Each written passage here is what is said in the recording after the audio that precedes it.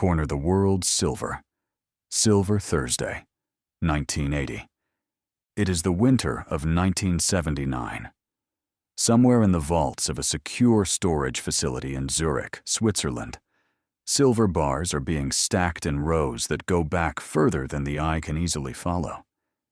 They have been arriving for months, flown in on chartered aircraft from the United States, each flight carrying tons of the metal, each ton representing contracts that two brothers in Texas have been quietly, systematically, relentlessly converting from paper into physical metal, actual silver, actual bars in actual vaults, because they do not trust the paper markets to hold what they believe they own. The brothers are Nelson Bunker Hunt and William Herbert Hunt. They are the sons of H.L. Hunt, an oil wildcatter from East Texas who had parlayed a lucky poker game in 1930 into one of the greatest privately held oil fortunes in American history. When H.L. died in 1974, he was estimated by many to be the wealthiest private individual in the United States. The inheritance that passed to his sons was staggering by any measure ever applied to private wealth. And Nelson Bunker Hunt, the eldest, the most ambitious, the most ideologically driven of the brothers, has decided to do something with his portion that no private individual in recorded history has ever attempted. He is going to corner the global silver market, not a portion of it, not a slice. The global silver market, the entire privately held supply of one of the world's most essential industrial metals, used in photography, in electronics, in jewelry, in mirrors, in medicine. He is going to accumulate so much of it that he effectively controls the price, that when the world needs silver, it needs to come to him. At the peak of the operation, the Hunt brothers and their Saudi Arabian partners have accumulated an estimated 200 million troy ounces of silver. In a world that produces roughly 500 million troy ounces from all mines, combined in an entire year, two men from Texas have quietly taken possession of approximately 1/3 of the world's entire privately held supply.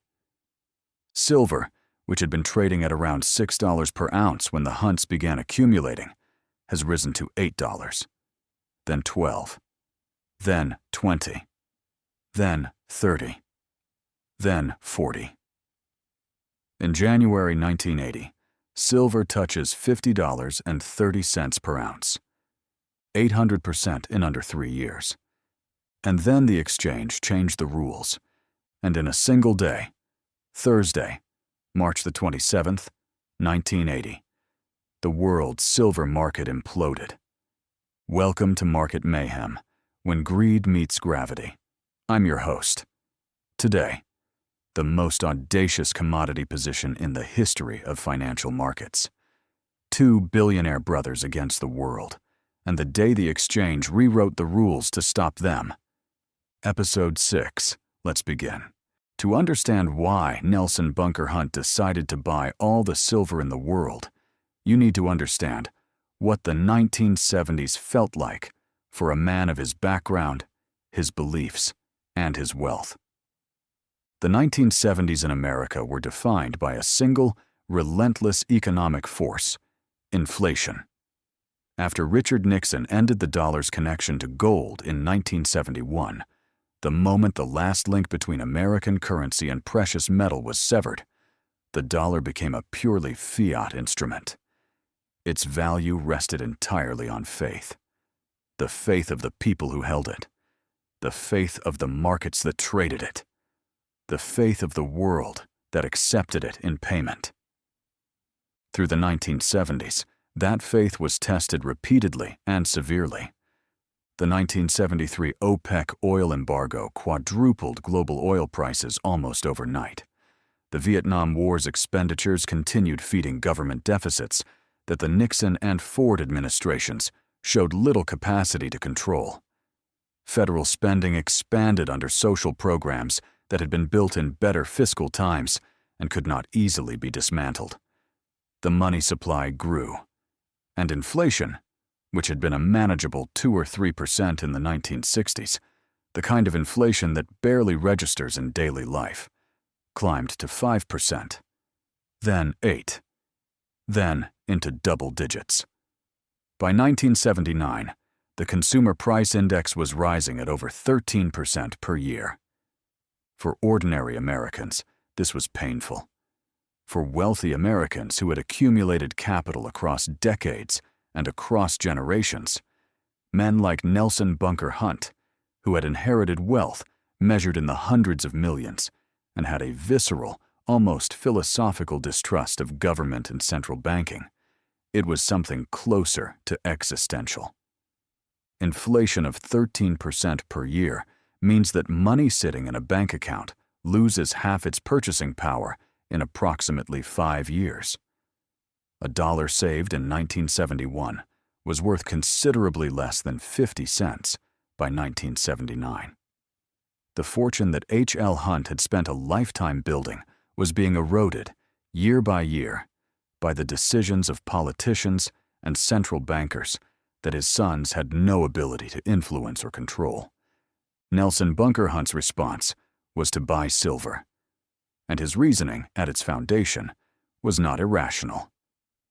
Silver is a finite physical commodity. You cannot print more of it. You cannot debase it by government decree. Throughout recorded history, going back thousands of years, precious metals have preserved purchasing power across periods of monetary turmoil and political upheaval in ways that paper currencies have consistently failed to do. The Roman denarius was debased. The French livre was debased. The Weimar mark was debased. The Zimbabwean dollar was debased. Physical metal, held in physical vaults, cannot be debased. It sits there, unchanged, waiting. This argument has force. It has historical support. It is the argument that gold bugs and silver advocates make today, with the same fervor that Bunker Hunt deployed it in the early 1970s. And as an argument for holding some portion of wealth in precious metals as a hedge against monetary catastrophe, it is reasonable. What Nelson Bunker Hunt did with this reasonable argument was take it to a scale that was not reasonable in any interpretation of the word. He began accumulating silver futures contracts in 1973. Then he began taking physical delivery, actually demanding that the silver be brought out of the exchange's vaults and shipped to him, rather than simply rolling his futures positions forward, as most commodity traders do. Silver that the Hunts took delivery of was loaded onto chartered aircraft and flown to Switzerland, where it disappeared into rented vault space and was meticulously cataloged and stored. They were not speculating on a price movement. They were engineering one. By the mid-1970s, Nelson Bunker Hunt had brought in partners. Not small investors seeking to ride his coattails, but major players in their own right, members of the Saudi royal family, Saudi businessmen with resources that matched or exceeded the Hunts' own. The vehicle for their partnership was an entity called the International Metals Investment Company, incorporated in Bermuda, beyond the reach of American regulatory scrutiny. Through this structure, the Hunts and their Saudi partners had, by late 1979, accumulated a position in silver that was genuinely staggering. Estimates of the total vary, but the most credible analyses place it at approximately 200 million troy ounces, a combination of physical silver sitting in vaults across Switzerland and elsewhere, and futures contracts on the COMEX exchange in New York and the Chicago Board of Trade that represented the right to take delivery of vastly more. To put this number in context, global silver mine production at the time was roughly 500 million troy ounces per year. The Hunts and their partners had accumulated the equivalent of nearly 5 months of the entire world's silver production, and they were still adding to the position. The price reflected this. In September 1979, $8 per ounce. In December, $20. In early January 1980, the price touched $30, then $40. Then on January 18, 1980, silver hit $50.30 per ounce. 800% in approximately 3 years. The effects on the physical silver market were extraordinary and cascading. Industrial users of silver, the electronics manufacturers who needed it for circuit boards, the photographic film producers who needed it for their emulsions, the jewelers and silversmiths and dentists and mirror makers were facing cost structures that had no historical precedent and no viable response. Some switched to alternative materials where possible. Many simply absorbed the losses and prayed for the situation to normalize. Tiffany & Company, the New York jeweler that had been purchasing silver for over a century, did something that no major corporation had done in living memory. They took out a full-page advertisement in the New York Times, addressed specifically and by name to the Hunt brothers. The advertisement accused them of cornering the silver market and destroying the industry. It was a public denunciation of private individuals for their trading activity, remarkable for its audacity and its fury. Across America, ordinary people were discovering that the silver in their homes, their grandmother's tea service, their wedding cutlery, the commemorative coins in the display case on the mantelpiece had become valuable in ways that bore no relationship to any previous experience. Queues formed outside coin dealers and precious metal buyers. Pawn shops advertised prominently for silver. Dentists received phone calls from patients asking whether the metal in their old fillings was worth anything.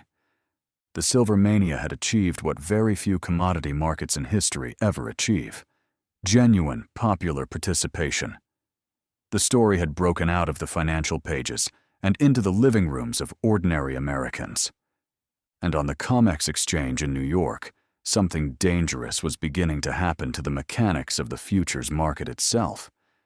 The Hunt brothers' positions were so enormous, representing so many futures contracts for physical silver delivery, that the exchange was facing a genuine and practical question.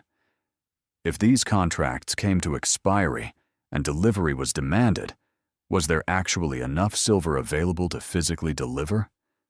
This was not a theoretical concern. It was an operational crisis that threatened the integrity of the exchange itself. The COMEX board of directors met, and they made a decision. It is the winter of 1980. The Federal Reserve, under Paul Volcker, has been raising interest rates aggressively to strangle the inflation that the Hunts had been trying to escape. The rate is approaching 20%. Capital that had been searching for yield in silver and other hard assets is beginning to recalculate as treasury bonds become extraordinarily attractive. The silver price, having peaked at $50 in January, begins to drift. Then the COMEX board acts. In January 1980, they announce Silver Rule 7. The new regulations are simple and devastating in their effect. Traders on the COMEX may not open new long positions in silver futures. They may only close existing ones. No new buying, only selling. The Hunt brothers' position had been built on a structure that required the continued ability of buyers to enter the market. Their accumulation had driven the price up. That price could only be sustained if new buyers kept arriving. Silver Rule 7 made new buying effectively illegal. The Hunts were trapped. They owned a position of approximately 200 million ounces of silver, a combination of physical holdings and futures contracts, at prices that had been driven up largely by their own buying. With new buying prohibited, with their existing futures contracts approaching expiry, with their physical silver sitting in Swiss vaults that cost money every month to maintain, and with the Federal Reserve's interest rate policy making the cost of their borrowed capital increasingly painful, the direction of travel was suddenly, irreversibly, one way. March 27, 1980. Silver Thursday. Silver has been falling for weeks from its January peak, sliding through $40 and $30 and $25. Each decline has been triggering margin calls, demands from their brokers that the Hunts post additional collateral against the falling value of their positions. They have been meeting these calls. Then the calls get larger. On March 27th, a margin call arrives from their principal broker, Bach, Halsey, Stewart, Shields, for approximately $135 million. The Hunts cannot meet it. The default is immediately apparent to everyone who needs to know. Silver, which had been trading at around $21, falls 50% in a single day. The forced liquidation of Hunt positions drives the price down faster than anything the silver market has seen in decades. The Bach brokerage firm, suddenly holding enormous unhedged exposure from the Hunt default, faces potential catastrophe of its own. Other banks that have been financing the Hunt's positions, and there are several, because an operation of this scale requires enormous credit, are calculating their losses in real time. Paul Volcker at the Federal Reserve is on the telephone. Emergency meetings are being convened. The concern is that what began as a commodity margin call could cascade into the banking system and become something much larger and much more dangerous. The situation is eventually contained. Bank lending and government pressure and the extraordinary complexity of unwinding positions of this magnitude all play their roles. But the damage is done. Silver Thursday ends with silver at around $10.80 per ounce, from $50 to under $11 in 6 weeks. The greatest commodity price collapse in modern history at that point, following the greatest commodity price rise. The Hunts' losses exceed $1 billion. That is a number that, even for men of their wealth, is not abstract. In the years that followed, the full picture of their borrowings and obligations became clear. They had leveraged their position to a degree that even their extraordinary inherited wealth could not absorb. In 1988, Nelson Bunker Hunt filed for personal bankruptcy. His debts were estimated at over $2 billion. The inheritance that had made his father one of the wealthiest men in America had been leveraged into oblivion through a single commodities position. The legal and regulatory aftermath of Silver Thursday extended across most of the following decade. The Commodity Futures Trading Commission, the American regulator with oversight of commodity markets, investigated the Hunt brothers for market manipulation. The case took years to resolve and was eventually settled in 1989 for approximately $134 million in civil penalties, without an admission of wrongdoing. At the time, it was one of the largest settlements in CFTC history. Given the scale of what had been attempted, it felt almost modest. The banks that had lent to the Hunts negotiated complex debt restructuring arrangements. Some recovered significant portions of their exposure. Others absorbed substantial losses. The brokerage firms that had carried the positions came through with varying degrees of damage. Congressional hearings examined how a single family had been able to accumulate a position of this magnitude without triggering regulatory intervention. The answers were not flattering to the oversight architecture of American commodity markets. The CFTC's position limit rules, the regulations designed to prevent any single entity from accumulating positions large enough to distort market prices, had been imperfectly enforced and imperfectly designed. In 1989, the CFTC introduced stronger position limit rules specifically designed to prevent a recurrence of the Hunt brothers scenario. Nelson Bunker Hunt, in his bankruptcy proceedings, was asked by a journalist to comment on the loss of what had been one of the greatest private fortunes in America. His response has become one of the most quoted lines in commodity trading history. $1 billion, he said, isn't what it used to be. It was either the most perfectly calibrated expression of philosophical detachment that the financial world had ever heard, or the most perfectly calibrated expression of denial, possibly both simultaneously. Coming from a man who had just lost most of an inherited fortune trying to corner the world's silver supply, It had a quality that resisted simple characterization. The physical silver that the Hunts had accumulated, the bars stacked in those Swiss vaults, the tons that had been flown across the Atlantic on chartered aircraft, the carefully catalogued hoard that was supposed to be their protection against the debasement of paper money, was eventually sold by their creditors over time at prices dramatically below what had been paid. The asset that was supposed to be the permanent, incorruptible alternative to paper. Money was converted back into paper money at a fraction of its peak value. The world kept printing dollars. The dollar, under Volcker's extraordinary tightening, strengthened dramatically. Inflation was broken. The threat that the Hunts had been hedging against, the wholesale debasement of the American currency, did not materialize in the form they had feared in the years that followed. They were, in some sense, right about everything except the timing and the scale. And in financial markets, being right about everything except the timing and the scale is the same as being wrong. The Hunt brothers' story teaches 3 lessons that map directly to money, method, and mind. All 3 are applicable to any trader in any market that involves leverage, concentration, or a thesis held with absolute conviction. The money lesson is about position size and what happens when a position becomes too large for the market that contains it. The Hunts did not make a bad analysis of silver. As a hedge against inflation and currency debasement, silver was a legitimate asset class. As a thesis, it had historical support. But they built a position so enormous relative to the size of the global silver market that the position itself distorted the market it was placed in.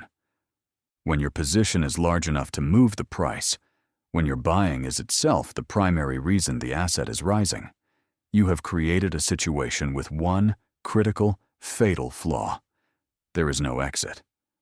To sell a position that size into a market you have artificially inflated is to destroy the very price you have created. The Hunts could not liquidate gradually. They could not exit over time.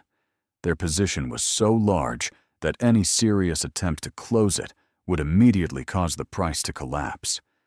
They were, in the most precise sense of the word, trapped. Trapped by their own success. Trapped by a position so profitable on paper that the paper profits were impossible to convert into reality. Position sizing is not just a risk management variable. Beyond a certain scale, it becomes a structural impossibility. The largest positions in any market carry not just market risk, but the risk of having created a situation from which there is no rational exit. The method lesson is about understanding who controls the rules of the game you are playing. The Hunts understood commodity markets. They understood silver supply and demand. They understood the futures market mechanics well enough to build a position of extraordinary size within it. What they didn't fully account for, or didn't account for adequately, was the COMEX board. The exchange on which their futures positions sat had the ability to change the rules while their positions were open. Silver Rule 7 did not eliminate the Hunts' position. It eliminated the mechanism that was sustaining the price of that position. In one regulatory announcement, the exchange removed the buyers that the Hunts needed to keep the price elevated, without removing the Hunts' obligation to maintain their existing contracts. In any exchange-traded market, the exchange itself is the ultimate authority. It sets the rules. It can change them. Any position that depends on the continuation of a particular set of rules should price in the risk that those rules change. Because they can change, they have changed, and they will change again. The mind lesson is about the seduction of a correct thesis. Nelson Bunker Hunt was not a fool. He was not uninformed. His analysis of the inflationary environment of the 1970s was substantially correct. Inflation was real. Dollar debasement was real. The case for hard assets was legitimate.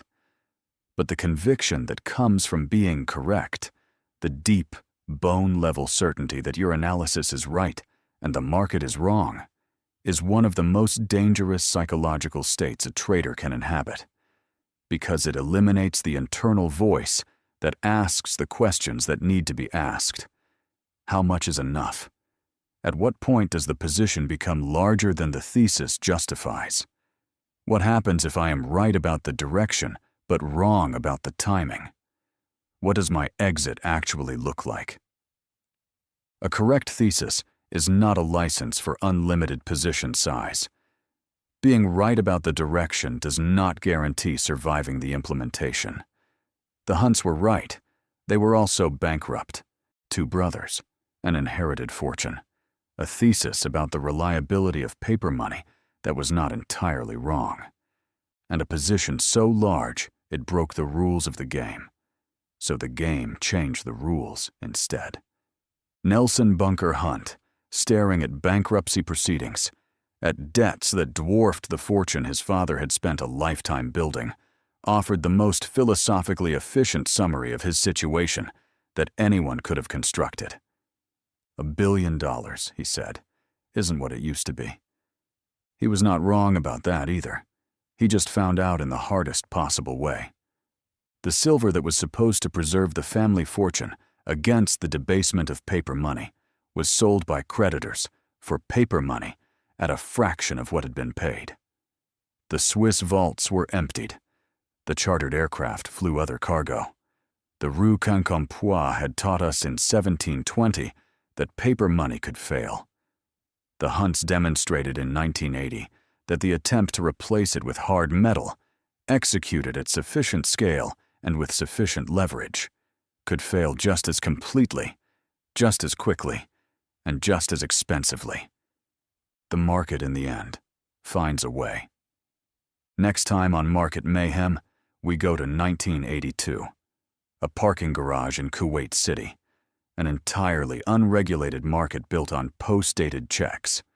$94 billion in I owe us, in a country of 1.7 million people.